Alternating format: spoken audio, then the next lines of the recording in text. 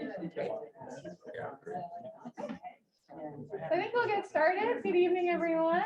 I know many of you. My name is Hannah Cyrus. I am here tonight in the auspices of being on the board of directors at the Jonathan Fisher House, which is one of the co-sponsors of this event. Our illustrious library assistant director, Kaylee, is going to be joining us as soon as her book club wraps up.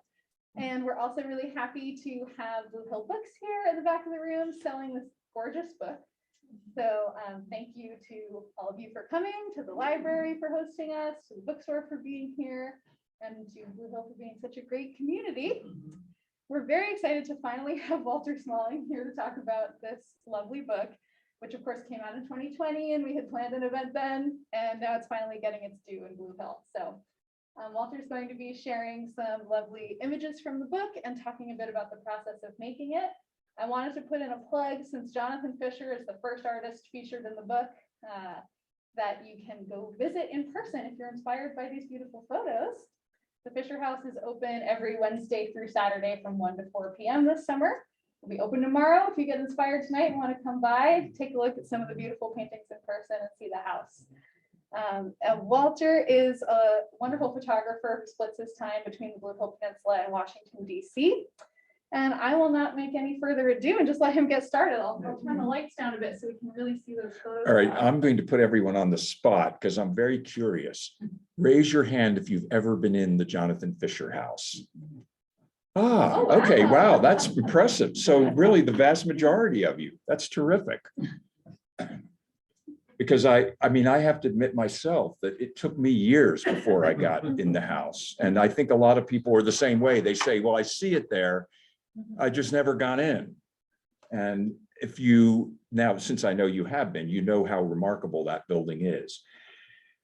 Well, one of the things I was thinking about on my way over here, I thought, well, or before I left the house, what should I be wearing? I'm going to be making a presentation. Should I have on a tie and a blazer? And then I remembered when I first left the National Park Service and went to New York carrying my portfolio and went schlepping around the streets and going to see editors and museum directors, architecture offices.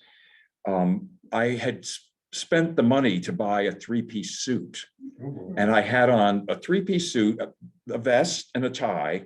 And I got to one creative, one of the design houses.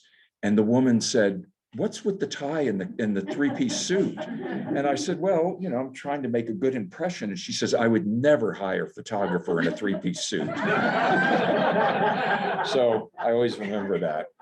But you're a captive audience, and so this is a slightly different presentation. Obviously, it's about the book, and you'll see a lot of photographs in the book. But I also decided, I've got them stuck here. I'll talk a little bit about what I've done, and before I did this book. So, just a tiny note here. Obviously, this is the Rockwell Kent House, or I'm sure probably most of you know this, on Monhegan. And he built it for his mother, who had pretensions and wanted a large house. He built himself a little house, but she got a big house. And Jamie Wyeth now owns the house. And what you can't see here, there's two things that are interesting in this photograph. One is that the white light on the water over there, since it was darker than this appears when we took the photographs. That is a Russian trawler that was fishing there. And Jamie was very agitated about this because he says they do this all the time and it's illegal and they're in US waters and they're not supposed to be doing that. So that's kind of an interesting note. And the other thing is, in the middle window, when I took this picture, I had just heard Jamie Wyeth yelling out, Walter, is this enough light? Do you want another one? So he helped to do this.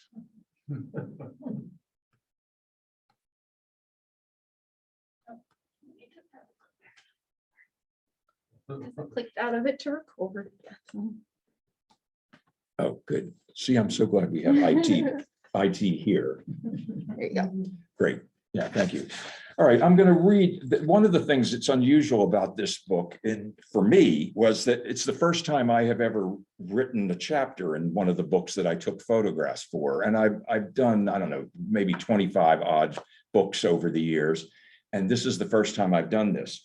And it was thanks to Ann Goodyear, who's the co-director of the Bowdoin Museum and is also one of the authors on the book, that she said, you know, Walter, you're telling us about all these places you went. And I think that what you were telling us is more interesting than what we're writing about the artists. So why don't you write some notes about this? So I'm going to read you just the beginning of what I had written. Chances are the Aroostook County farmer heading home in his pickup truck and the Ohio school teacher heading to Acadia with a kayak on the roof of her car traveled the same roads coming into the state of Maine. After all, there really are only two highways in the state, Interstate 95 and Coastal Route 1. As one heads north or drives the side roads west or east, the countryside steadily becomes more rugged and sparse. It is still the case in the 21st century that shortly after you leave these main roads, you enter wilderness. The countryside has an untamed quality to it. There are endless forests, and no matter where you go in Maine, you are not far from water, either the ocean, a lake, or a river. These very facts make Maine so alluring to artists, not only the wilderness, but the quality of light reflected off water, whether near or far, light unlike anywhere else. In the summer months of 2018, my partner Ray and I drove, no kidding, 5,856 miles in search of the artists who had come for that light. And when I first checked my mileage that I had been keeping while we were doing the book, it was basically during the entire year of 2018. And I saw that it came to over 5,000 miles. I thought it was a mistake. And I looked back at it and thought, oh my God. And the reason that we traveled so many miles is that very often we would go to a place in the far reaches of the state and I would think, okay, this is great, but I really want this same photograph in the early morning. And so we would go back, we would retrace our steps. And at least 3 or 4 of the places we went to 4 or 5 times during the course of that year. In the summer months of 2018, from as far south as Ogunquit, Charles Herbert Woodbury, and Falmouth, David Driscoll, to the edge of the world at Cape Split, John Marin, to the northern wilderness, William Wegman, they inhabited very different places and made homes and studios, setting up places to live and work. For if there was one thing in common among the 26 artists whose lives we recorded, it was their commitment to their art and the hard work that made them rise to the top of a very large mountain. It is not easy to become a recognizable household name in the art world, and even less common to make a comfortable living doing it. Sometimes I felt a little like a honeybee going from one flower to another, carrying a story, information, goodwill, even some gossip. From the dead, I searched for a story. I listened to the voices from the past. From the living, I found inspiration, learned lessons, and was often just plain old entertained. Because I have often done work as a photographer in historic preservation, going to old houses belonging to artists from the past felt very familiar. I have a system. I go into a house and I sit down and I wait till the place begins to speak to me. And I hear those voices from the past. I can see what eyes have seen sometimes 100 years ago, sometimes decades, what brought people here and what inspired them. So right now down at Bowdoin, if you get a chance, because it is only a few minutes off of 295, there is the show At First Light in the museum, and it's the summer blockbuster. This happens to be a smaller gallery, which is just my photographs. And that is going to be up until the end of August. But then the entire floor of the museum is the exhibit At First Light, which is art from the people in the book, as well as some of the people who might have been in the book. Because if you can imagine, when we had to choose 26 artists, and we started out with about 80, 85, 90 artists in the beginning. And we had to be brutal because we really had to just keep chipping away at it. And there are to this day some artists in this state that if I see them somewhere, I go the other way because I just don't want to talk to them. All right, so now this is where you're a captured audience. So I'm also a painter, and I find that somebody once said to me, well, Walter, you're a good photographer. Why do you paint? And I said, well, because I feel like one feeds the other. And so, here are just a couple of things that I've done over the years. And then this is also, I started out as a photographer when I really soon after college, I got a job with the National Park Service. And I had the job that some of you may have remembered a few years ago, that the Park Service started advertising for the new Ansel Adams. And this was a, they were looking to fill the job that I had worked for 10 years, where I did a combination of park things and natural photography, animals, parks, river trips, things like that.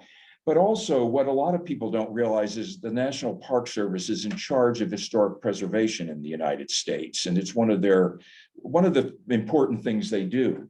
So I spent about as much time taking photographs of historic buildings and historic districts as I did going into the parks. And it was a terrific job because of that. I mean, I got to meet people that were extraordinary and to see things that were extraordinary. This is a Shaker house that actually belonged, if the name Harold Ross means anything to any of you, he started the New Yorker, and his family bought the little Shaker village at Harvard, Mass. It bought the entire village. And this was in one of the trustee buildings that was, I think Ross himself lived in this building.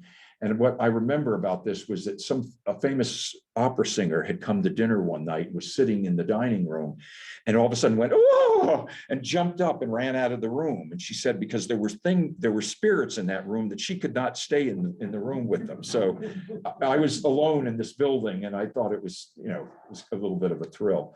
So this gives you an idea of where we went, although there are some missing that go up even a little farther, but you can imagine retracing these things, these little routes here 4 or 5 times. Well, here we are.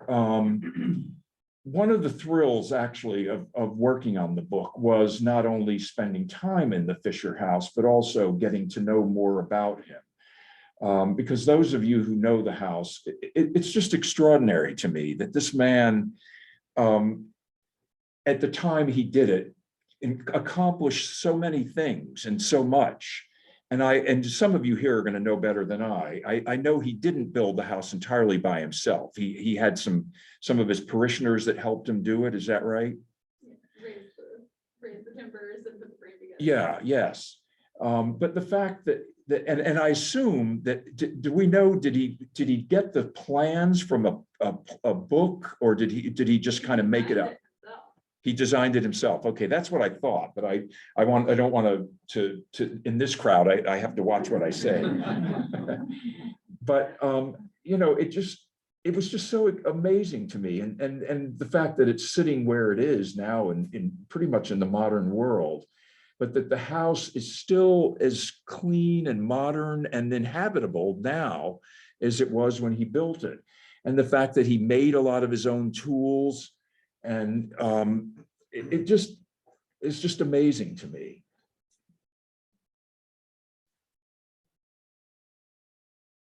What year was it that he built it? All right. 1814. 1814? Okay. And what would have been the primary wood? George, do you know, was it mostly pine or? Probably with a mixture of pine, I'm sure. Yeah, yeah. Because the wood, obviously, I mean, is so beautiful just to look at now. And White oak as well, probably. yeah, yeah. And the fact that he also built the furniture, correct? Yeah, incredible. And I have to say, this is one of my favorite photographs of my own. I love looking at this because I feel like it tells so much of a story about a person and a place. I was the photographer for Mount Vernon and for Monticello for a number of years. And so the ability to be in a house where the spirit of a person comes through in extraordinary ways, this reminded me of that. When I had the really extraordinary privilege of several times being in Monticello by myself in the early morning when the house was, they first unlocked the door and they'd let me in, and even being there in the middle of the night. And I always had the idea that I'd turn a corner and this redheaded man who was exactly my height, interestingly. This was one of the things that I was always fascinated by. Jefferson and Washington were exactly my height, 6'2". And I felt in this building, the spirit of this man and his presence was there. Now, I'm going to jump around. Frank Goodyear, the director at the Bowdoin Museum, what we talked about, so what order should we do the photographs in the lecture? And he said, well, there's a new theory about taking slides in a PowerPoint presentation and just pressing whatever the command is to scramble or whatever. And he said it's become very popular so that you respond to whatever comes up on your screen. Another one of the great privileges was being able to spend time with Ashley Bryan. And I'm sure there's some of you who have probably met him. And as you know, I'm sure that he died a few months ago. But to spend a couple of days in his house on Islesford was extraordinary. And one of the things that I found incredible with so many of the artists, particularly the older ones, is I decided that creativity and a certain social energy seemed to really help be an important part of the creative process, and also with these people. Ashley held court in this house. During the day, I think there were probably 20 people who came and went while we were there. And this is his nephew and grandnephew, as it says. And he held court, he quoted poetry. His niece cooked lunch for probably 10 people who showed up during the course of the day. Now, this Alex Katz. I was thinking about the fact that so much of the art world in Maine happened because of some strong personality who came to Maine and brought people with them. And Alex Katz is a perfect example of that. He came to this to the Lincolnville area, and Lois Dodd, Neil Welliver, Jacquette, Yvonne Jacquette, and her husband, and I guess Bill King, Lois's husband, who was a sculptor. All of them came essentially at the same time and came here. And Lois Dodd and Alex Katz shared these two little houses for a number of years until Lois bought her own down in Cushing. But these houses sit on the side of the road, and they're so shocking when you go down the road and suddenly see this. But my assistant and I were in the house, and at the end of the day, at one point, Alex Katz's son, two of his grandsons, his wife, Ada, who I think is arguably probably the most famous woman's face in American art at this point. We were all standing in this tiny little kitchen, and I had all my cameras set up and lights and everything. And it was very tight. And I thought, okay, it's time to get out of here now. David Driscoll, and this is again, a captive audience. I can show a couple of pictures of myself with the artist. David was another one who I was so lucky to have spent time with, because David also died of COVID in the last 2 years. And one of the things that was extraordinary about going to his house in Falmouth was that, as I said in my notes, he created a holler from Georgia in the northern woods, because he built this studio behind him here from found parts. And really, when you're standing in the yard, you felt for all the world like you were somewhere in Georgia. And when you go down 295, you can actually see the studio in the wintertime from the road. Okay, now we are in Frank Benson's house. And one of the things that I'll talk about a little bit is that I had an idea for this book, which was to try and find as many houses and studios that were still intact, and that you would give the viewer a basic idea of what they really look like when the person was working there or living there. And it was hard sometimes. This one was better than some because it basically remained intact. I mean, you can still see all the squiggles of of paint on the wall. But I found myself oftentimes rearranging furniture to kind of create a sense of a place that it didn't have quite so readily. Okay, now we're just back quickly at this. One of the things that's so funny is that Jamie told me that people get off the boat and make a beeline for this house because they know it's there, and they walk up the hill and they come there. And he said it's amazing how many times he's been in his kitchen or in his studio and someone sticks their nose up against the window and says, "Are you Jamie Wyeth?" And I had a friend who rented this house for several years when Jamie wasn't there. And he said the same thing, that he got to where he drew the shades every afternoon because people would come and sometimes just let themselves in the house and wander around. So here he is in his studio. Oh, and one thing, let me say is that I don't like lecturing. I like having conversations. And if somebody has something they want to add, that they know something about what I'm showing, please don't hesitate to chime in. So N.C. Wyeth had grown up in New England and then, of course, went to Pennsylvania, but he always wanted to have the influence of Maine and New England on his children. And so he bought this house for very little money and lived in there until his untimely death. And then Andrew continued to use the studio, which is over the hill there.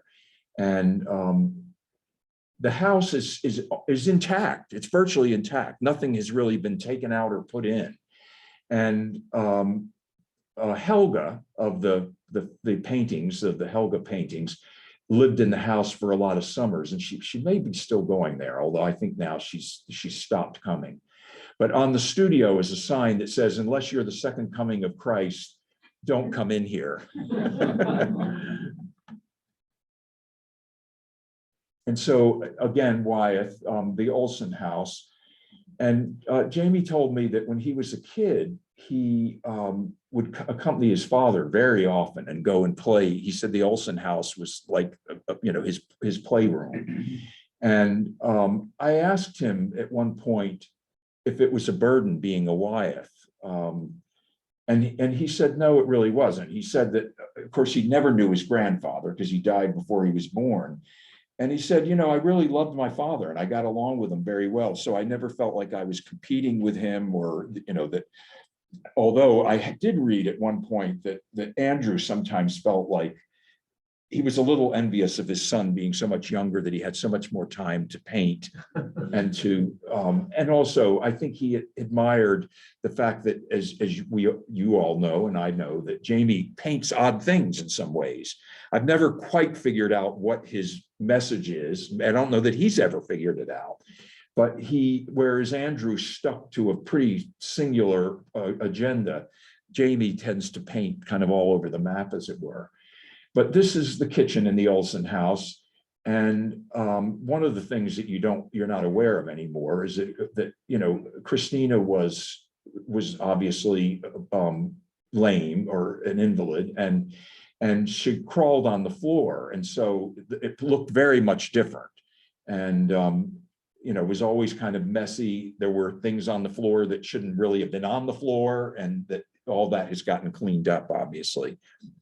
But I enjoyed spending time there because they basically gave me keys to the place and I could come and go. And people come down the road, which is way down a long road in Cushing, just to look in the windows.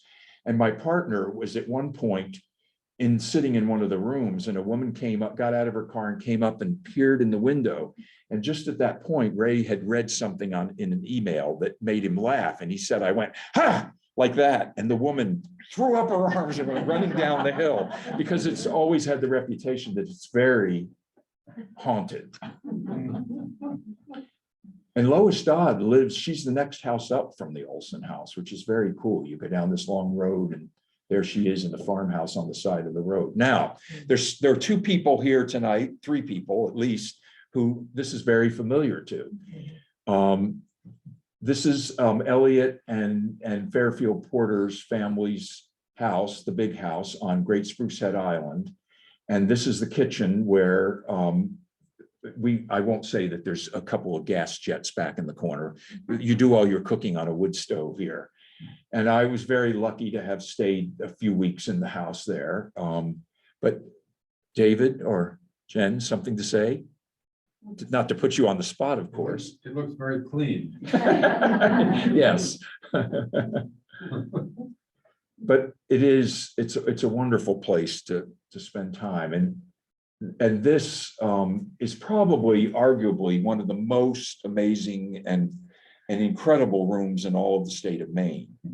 And David's grandfather designed the house. He was an architect, and he made the paintings that are up there in the top, the dragons.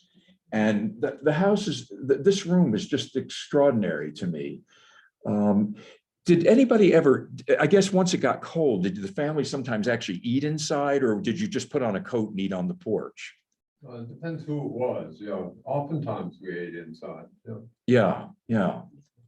But as you can see, I mean, also just the choice of colors, that kind of ochre yellow on the walls and the bright red on the floors is really stunning, I think. And on the left, you can see out to sea.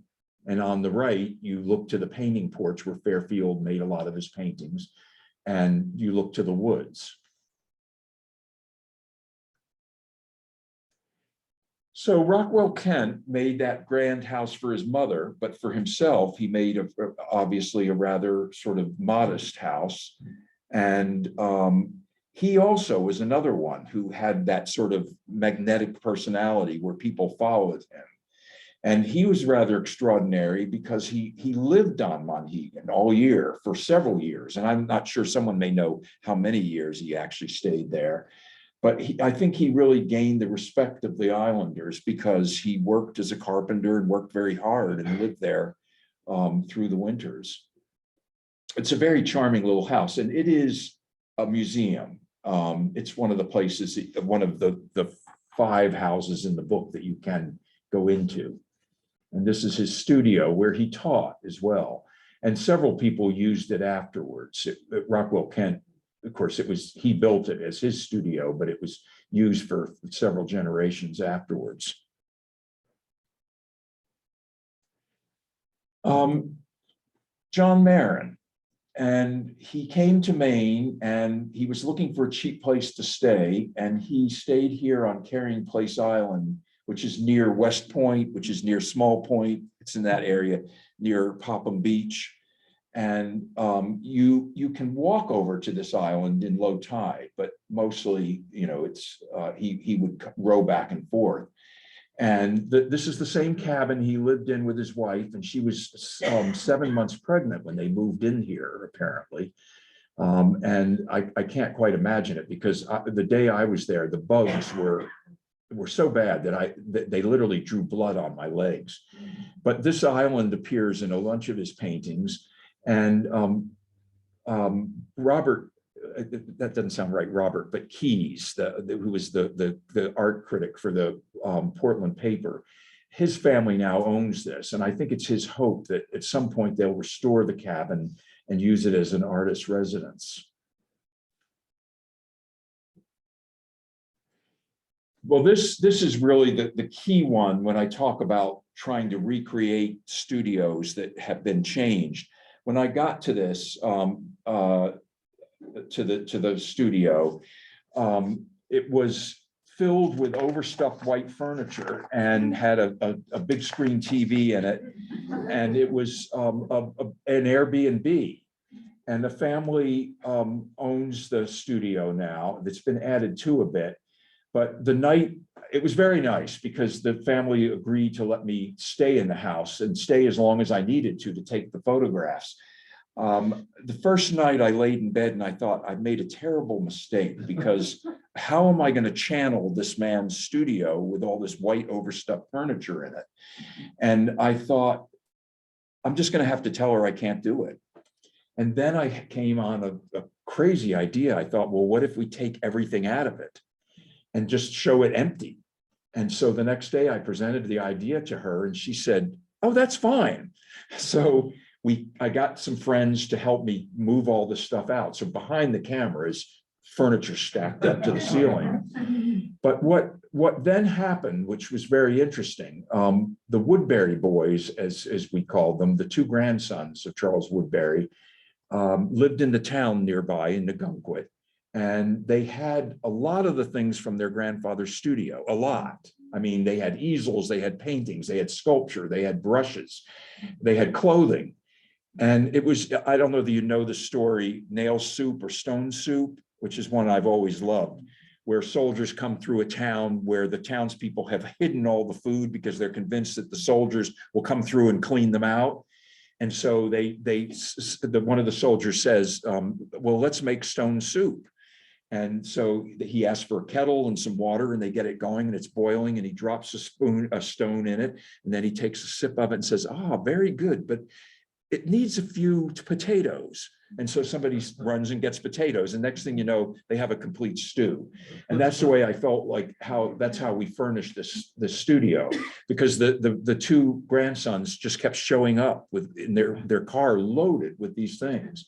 And while I know his studio never looked quite like this, I figured that it certainly looks more like it did than with all the white furniture in it. Now, this is Bernie Langley, they pronounce it Langley, Bernard Langley, who was another person. He was from Maine, but he came back and he followed Alex Katz to Maine, or back to Maine. And he actually, for somebody who was what I would call a rather sort of primitive artist, I made the mistake of calling him a chainsaw sculptor to Michael Kamenicki, the curator at the Farnsworth, and he begged to differ. He got rather annoyed with me, but this is great because there's a foundation now, and a lot of his sculptures are in the yard. This is his house and his barn, which is still intact as his studio, and you can go in both the house and the barn. But you can also, just pull into the parking lot, and there's probably about 20 sculptures in the yard. And it's on the road going down to Lois Dodd's house and then continuing on to the Olson house. So this is a pretty spectacular thing for the state of Maine that they have this. So this is Richard Tuttle. And when I was going to his house, he's on Indian Point on MDI. And when I turned down the road and pulled into the driveway, I thought I made a mistake because there's nothing here. It's just it's a big field and woods. Well, because in the state of Maine, you can make temporary structures, apparently, that as long as a tide or a storm will wash them away, you can do things like this. And he got permission. This is his bedroom. And he has a futon on the floor, and this is where they spend the summer. There are two other buildings, small buildings on the property, and an outdoor shower that just sits all by itself out in the middle of a big field, or not a big field, but in the middle of the space.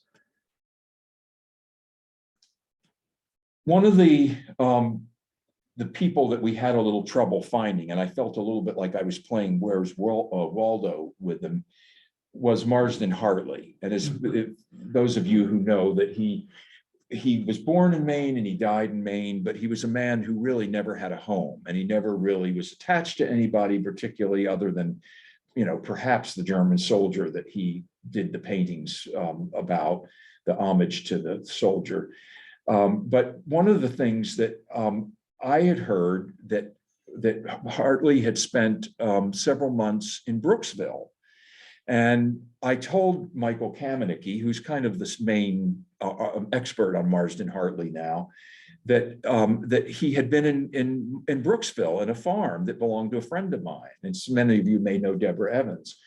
And he said, no, he was never in Brooksville.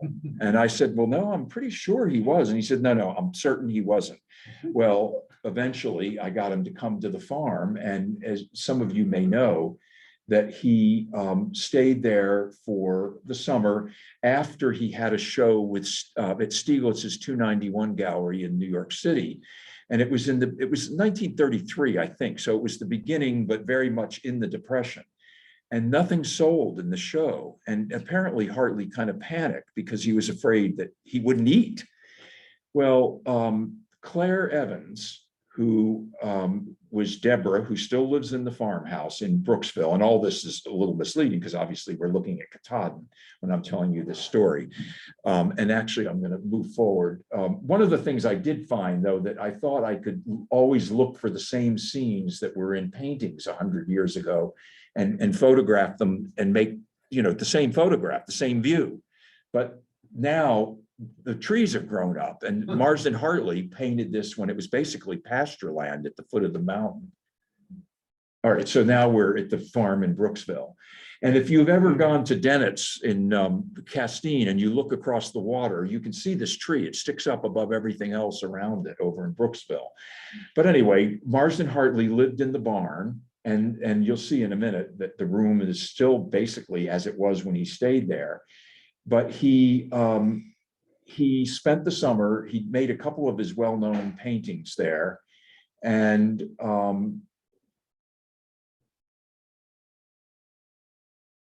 anyway, one of the, oh, I know what I was going to say. There was a little sidebar, and this is incredible to me. So Claire Evans' mother-in-law was Mabel Dodge, if that means anything to you all. And she had come here to the farm once, and she lent her son money to buy this farm. So there's a direct connection between Mabel Dodge and I think they think that George O'Keeffe once came to visit here. And so Marsden Hartley, and then also what's his name? Robert McCloskey also painted here in the barn. And this is the bedroom where Marsden Hartley stayed. Same bedspread, she said, same bed. The desk has a bunch of his paint smears on it, and he painted sometimes on an easel in the barn, which is through the door at the back, but a lot of the time just worked on the desk there. And I guess his two most famous paintings that he did at the farm, one was Claire's Garden, which I think maybe MoMA has that painting. And then the other one was the swimmer that was the Evans' nephew, and he was a Yale swimmer, and he has a sort of a swimming cap on, and Hartley named the painting really a strange, I'm trying to think, he called it not American Hunk, but something like that, because this big swimmer. And then of course Korea, and the church that he made so famous. And this is really kind of sad to me because Hartley lived in a house across the street from this church. So he saw this from his rented bedroom window.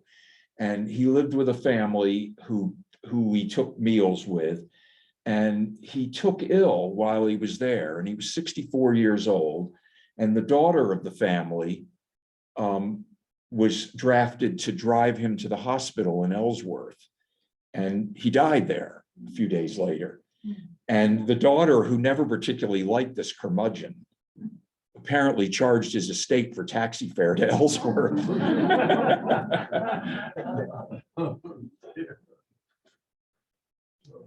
And this is our friend Lois Dodd, who I've become quite good friends with, which is my good luck. And Lois is just amazing.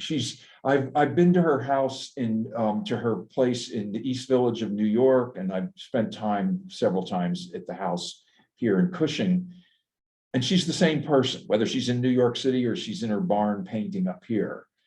And she has a very interesting backstory. She was born in New Jersey, and her father was a merchant marine, and he was blown up in his ship during the Second World War. And she and her three sisters had an insurance settlement, luckily, but that one of the sisters was 18 and the others were younger, and they sort of raised each other. And one of the things that's wonderful about Lois is these are her bloomers, as she said. And I thought she would get mad that I took this picture. Well, it's in the book and she thought it was very funny.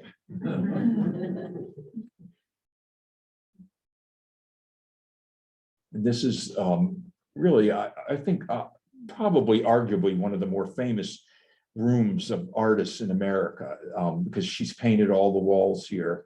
And some of her own paintings are of this. The sculptures are by her former husband, Bill King. And they had one son, Eli, who lives in Cushing as well. That's a private residence. I mean, the lowest. It is, yes. She still lives there. Yeah.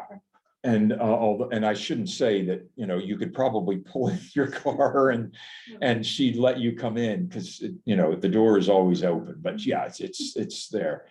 All right, so I actually photographed Bob, Indiana, and the Star of Hope for a book, a separate book.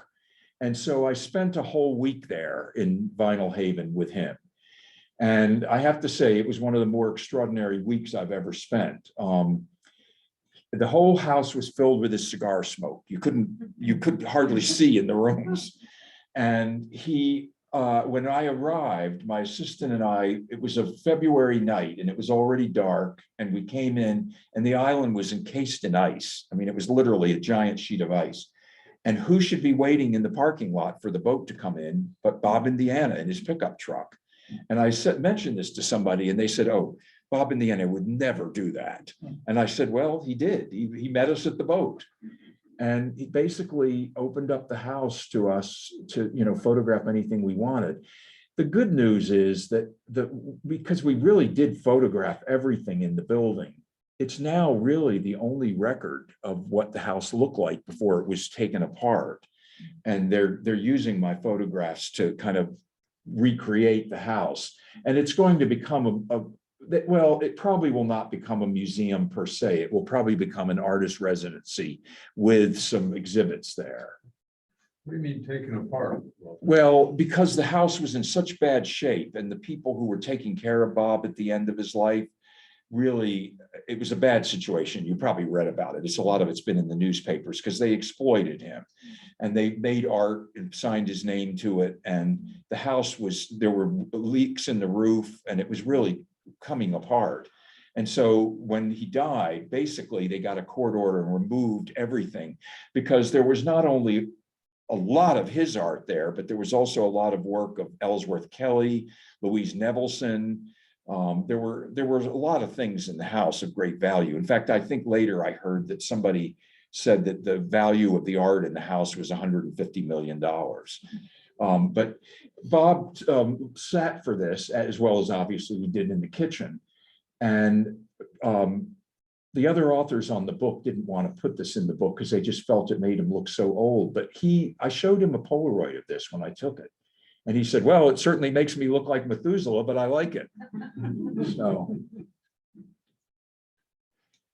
And, the building was, as a friend of mine used to call it, an IOF building, an International Order of Odd Fellows. And he bought it and moved into it and lived there 40 years. And part of the reason he bought it was because Marsden Hartley actually had a studio directly across the street. And he said that he could literally look out his bedroom window and look into the room where Marsden Hartley painted. And then, I'm sure you probably know the Hartley elegies. This is by Robert Indiana, but they're based on the paintings that Marsden Hartley did in homage to the German officer who was killed. That was his lover, or at least reportedly was his lover. But the place, you can see in the ceiling, it's going to take a lot of restoration. And I think, no, this is not it. I was going to say, Bob told me that Louise Nevelson one day showed up with a rug and he put it on the floor. Maybe that is the rug there underneath. And you see the giant gorilla sitting on the throne. It was a very quirky place, to say the least. Bill Wegman, and we spent a couple of days staying in there. They bought an old inn in Rangeley Lakes area, and a couple of cabins that went with it. And we stayed in the cabins and had a couple of very nice days with his wife, Christina, and Bill. And I said in my notes that at the time, it started a problem with my leg, and I was running after him to get a picture, and I just missed it. I didn't run fast enough. And suddenly he turned around and he stopped and he said, Walter, anything we do, we can do again. And I just thought, oh my God, this guy is so nice. And so I was able to get my picture again, but the dogs stood like statues all the time. And he told me that he'd more or less stopped doing the photographs of the dogs by this time. But a lot of them were done in this house or in this inn. And he said that when the dogs came into a room and there were flash, light, strobe lights going off and the cameras clicking, he said that the dogs knew they were working and they got down to business. And this is Topper on the left and Flo on the right. Several people asked me about how many dogs he had. Well, I think over the course of years, there were something like 15 dogs. And they said, well, how many did he keep? And I said, he did something very clever. He always kept 2 of his own, but friends that he knew would be good parents to dogs. He would buy the dogs, the Weimaraners, for his friends. They would keep them, but they were meant to be brought to the studio to be photographed periodically, which I thought was very clever. All right, this is the last photograph. And this is in Winslow Homer's studio. And I couldn't resist this, but it's an interesting thing about, and probably a lot of you have been to the studio there in Prouts Neck, but he moved the family stable over onto the shorefront and then had, wait a minute, I'm going to have to think a second, the Maine architect, who's quite famous for his shingle style houses, and it's just slipping my mind. Stevens. Who? Stevens. Yes, Stevens. Yes, thank you. And he had him make alterations to the building. But one thing that's very interesting to me is he has a porch and windows that face the ocean, but he actually painted in the back of the place without any windows because people would come down the road where the house was and, they'd come into the house or they'd peer into the windows. And it so annoyed him that he painted where he could be, where he was hidden, basically. But I always said that for Homer, it must have been an incredible relief to him to come to Prouts Neck, because after all, he had spent so much of his early life documenting the Civil War and things that were not very pleasant. So anyway, that's it. So any questions?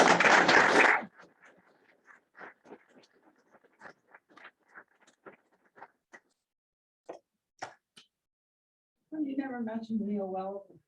Well, that's kind of a sad story. I very much wanted Neil Welliver in the book, and I actually went down and I courted the new owner of his farm, who shall go unmentioned by name.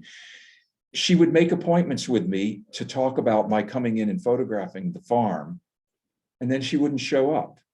And I tried this probably 6 times. I would drive down to Lincolnville with the idea that we had an appointment, and I never met her in all that time. So Neil Welliver didn't make the book, although he was definitely in the short list.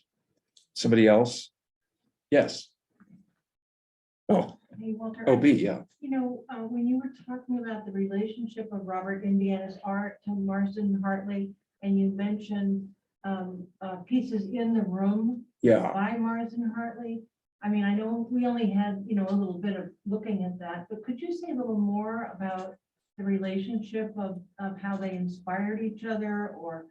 Well, not each other, because Marsden Hartley, of course, died in Yes. 54. So But his, sort of across time. yeah, there's yeah. Something happening, obviously, that's important. Yeah. Well, and I mean, I can only speak, conjecturally, that I think Marsden Hartley, perhaps, Bob Indiana as a gay man, I think maybe right up front kind of related to Marsden Hartley because he knew his story. And I think that he admired his work, and then to find that he had worked right across the street, I think he told me that it was a thrill. That's the word he used when he found out. Yeah. And I think, in that way that artists bounce off of each other, and we could say even copy each other to some degree.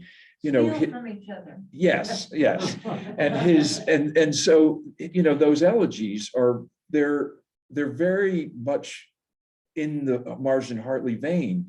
But the more I saw them, you know, having the time being in the room with them, the more I thought, you know, he really did cut his own territory. I mean, they're not copies, they're very Right. much their own work. Well, they're so different. Yes. I just was interested in the dynamic. I guess Right. you'd say. I mean, they're graphic and they're bold and they're colorful, just both artists are of those paintings, but they're still very different.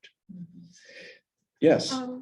Would you mind saying a few more artists that were on the short list? I'm just curious, you know, Oh, but you don't have to. well, no. I mean, I have to admit, as I was saying to somebody, well, maybe I said it to you all, that there were times when I would kind of hide when I'd be seeing some artists that, or, you know, in the state that I knew would have been in the book had I had the choice.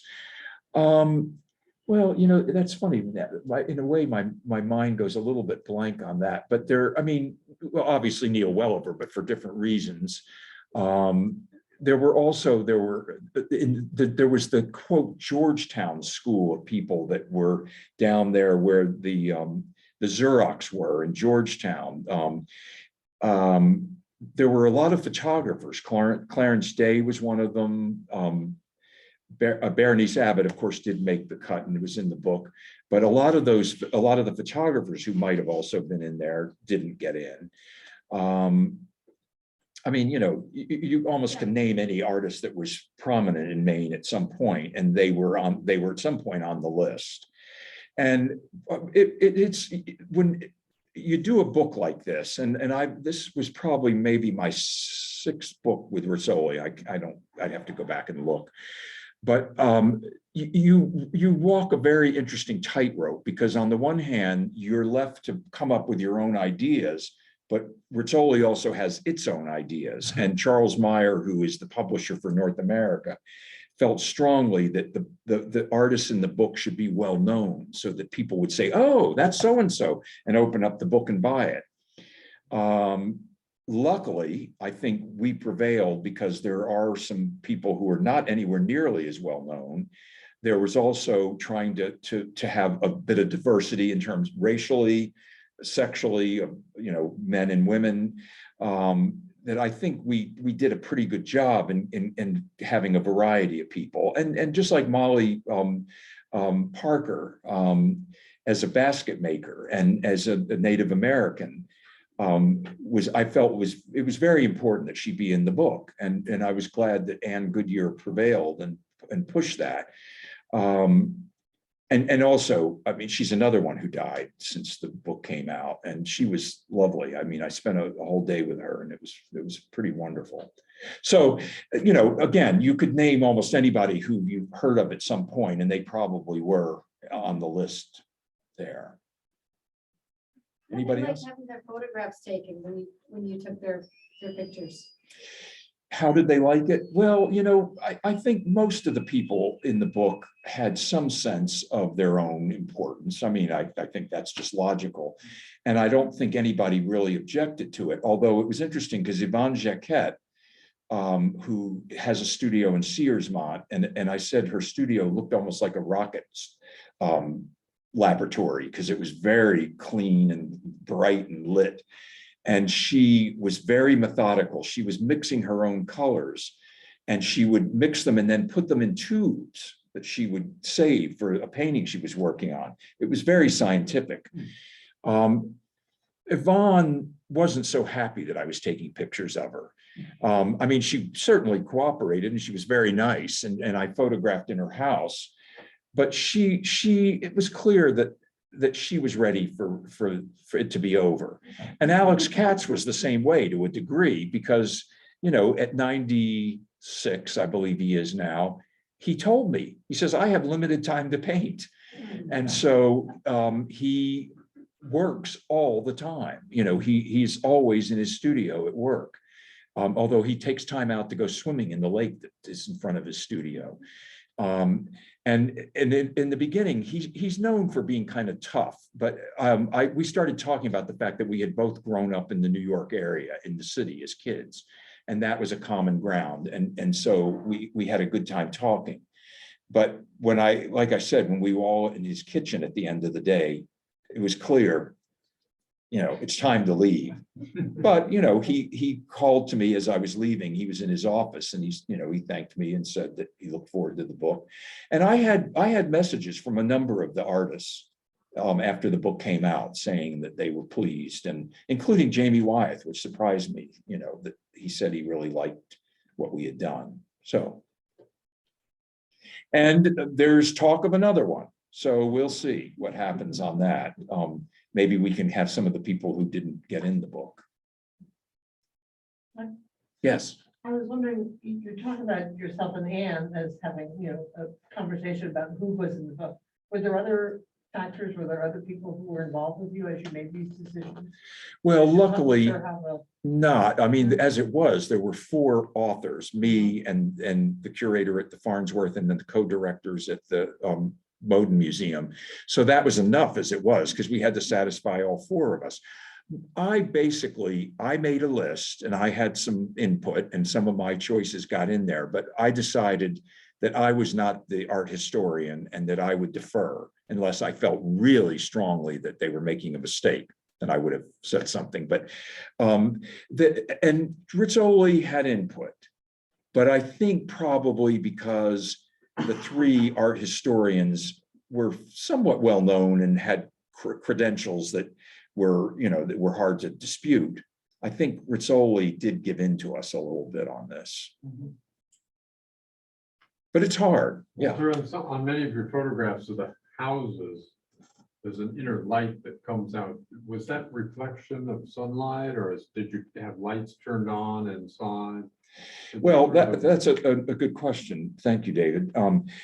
My style as a photographer has always been to make things look as much like natural light as possible. But as I learned throughout my career, that doesn't always translate. What you think is going to be great natural light does not always look so good on film or, on a file. It got easier with digital photography because it garnered light more than the film photography did. But almost all of the photographs have some of the interiors of the houses have some lighting in it. My poor partner, Ray, carried the lights around and he would, no, not there, over there. And he would set them up. And so there is some augmented light in almost all of the interior photographs. Yes. So the first one that you showed and talked about the Russian trawler and so forth and so that's actually a night shot, right? Yes, it is. And actually the thing on the other side of the trawler would be the moon.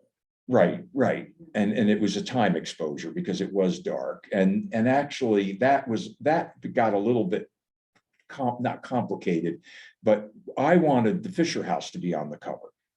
And because I really liked the photograph, I had a good experience with all that lighting and the fact that we actually were able to light it so that it looked a little bit like natural light, like candlelight.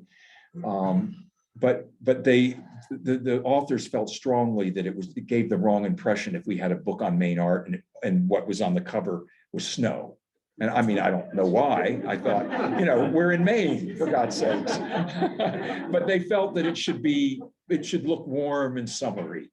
And so the photograph was actually darker when we were taking it, but it was sort of ramped up to look a little bit brighter just for the sake of the cover, because they figured this would make a stronger impression when somebody saw it on the shelf in the bookstore. So.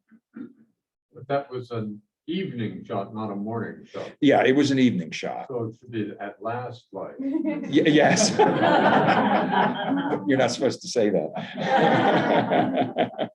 Maybe that's be the next book. Yeah. But yeah, I mean, it probably was about a 40-second exposure.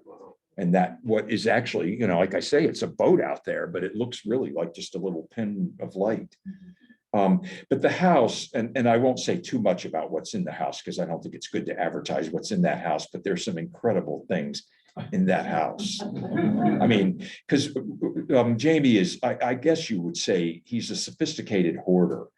And he really has collections and buildings of collections down in Tennant's Harbor. And because he has Southern Island, which is where he spends most of his time, I guess, where he lives in the lighthouse. He has this house on Monhegan. He has an apartment in New York, but then he also has a house in Tennant's Harbor. And all of the houses are filled with treasures. And it was nice because I got to see all of them. And there's incredible stuff in the houses. What kind of treasures? Well, a lot of art. And, there's a lot of his grandfathers, a lot of Rockwell Kent, a lot of his fathers, and including, just some variety of things, other things. But he has quite a bit of his grandfather's work. And I had always had a kind of a mixed feeling about his work, but I really came to like his work. And part of me feels like in some ways, and I know this is very controversial, I think Jamie may be remembered better historically than even his father and his grandfather. I mean, that's saying a lot, but I think the fact that he painted such a variety of things has set him apart a bit. But, I look at his grandfather's work and I just think, oh my God, this man was brilliant. And he was influenced by Homer. yes, by Winslow Homer. And in fact, he called his house 8 Bells after Winslow Homer's painting. And there's a print of that painting by Homer in the living room of that house that's still there, 8 Bells. Yeah. So you always photographed early morning and in the evening. Well, in the summer, I consider my peak hours for photographers 4:30 a.m. to about 7:30 or 8 a.m. in the summertime. In the winter, obviously, that shifts significantly. And then again, 6:30 to 9 is probably so. And that's why literally, since those hours were so extreme on either ends of the day, that's why sometimes we'd be in Rangeley Lakes and I'd miss something because there just wasn't enough time and I'd want to photograph it, let's say 5 a.m. So we'd go back to Penobscot and maybe a week later we go back up to Rangeley Lake. And I found that all the artists were very amenable to the idea of my coming back. And, I remember at one point, Alex Katz, I was outside his house and he just waved sort of like, well, don't come in, but hi,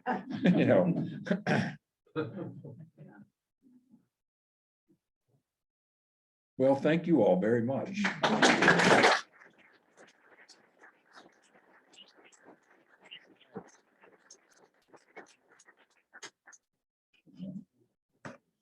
In the back of the room. Yes, books in the back of the room if you don't already have one, but I think everyone probably, I shouldn't say this, probably most people have one.